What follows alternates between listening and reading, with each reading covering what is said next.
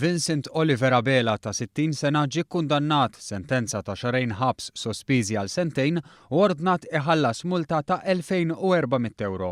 Dan wara li nstab ħati li wettaq xogħol u impjega miegħu persuna li wettqet xogħol ta' gwardjani privati mingħajr il-liċenzja tal-Kummissarju tal-Pulizija.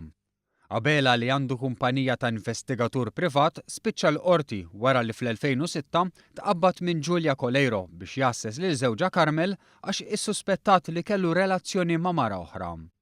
F'Novembru tal-istess sena Abela ħejja r-rapport tal-investigazzjoni u wara intuża fil-qorti tal-familja fi proċeduri ta' separazzjoni.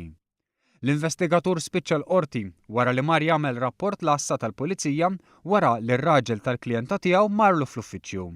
Madankollu l-Pulizija bdiet proċeduri kontrih dwar akkużi li ħadem ta' gwardjan privat mingħajr liċenzja tal-Kummissarju tal-Pulizija u li ħaddem lil persuna miegħu bla liċenzja. Dan għaliex irriżulta li għalkemm fl-2003 Abela ġab ċertifikat minn barra ma kellux il-liċenzja mill-Kummissarju. Fis-sentenza tagħha l-qorti qiset il-fedina penali kkulurita tal-akkużat fosthom frodi u theddid ta' uffiċjal tal-Pulizija minħabba l-qadi ta' dmirijietu.